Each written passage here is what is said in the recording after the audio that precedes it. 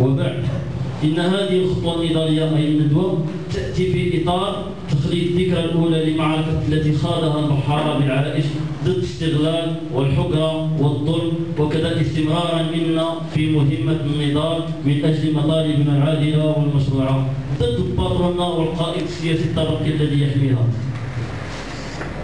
بعد مرور سنة على معركتنا يطرح السؤال التالي: هل الأسباب التي اندلعت على إثرها معركتنا السنة الماضية لا زالت قائمة أم وجب علينا الخضوع والسكوت على الحجرة والاستغلال؟ هو ما كيسمعش النقابة باهرين كيدير اللي في راسه، والدليل أن آخر محطة وقعت اللي كان فيها الصح هي المحطة ديال عليكوس، يكون فيها أكثر وضوحا. نهار اللي كنا نقولوا الإخوان زوروا من باب المحكمة راه ما عندناش قانونيا إلا ما جابش الشهادة الطبية راه يتوقف كيف قانونا ماشي لا علاش تقول حنا هنا نهضر قوي تبقاو كيتهمونا بالخيانة لا خنتونا خويتو بينا شحال ما عندناش لا اجعلوا كنتعاملوا بالقانون اللي كاين قلنا الإخوان. ما كنهضر هنا علاش هذيك في الحقيقة هذه كانت آخر المعارك المحطات اللي كانوا.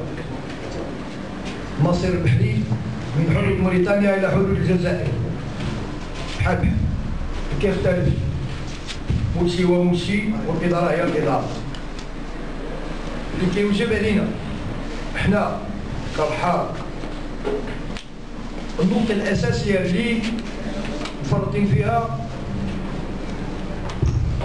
وهو التضامن بيننا.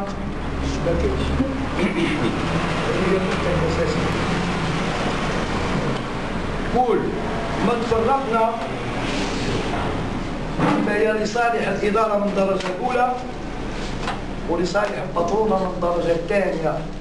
هما هادو جوج النقاط يعمل عليها ليل نهار.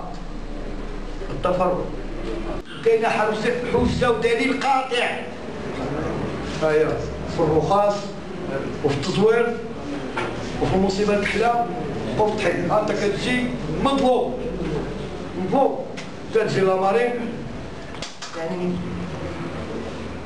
ماشي حتى بنادم، هو بنادم وهذاك اللي في الإدارة بنادم، ولكن انت ماشي بنادم ولا انا ولا الموازي للعمل ديالهم اللي هو الفلاحة المعاشية، لأن هذه المنطقة ما تعطيش الغذاء الكافي للأولاد ديالهم، وبالتالي خصهم يهاجروا لمدينة أكادير.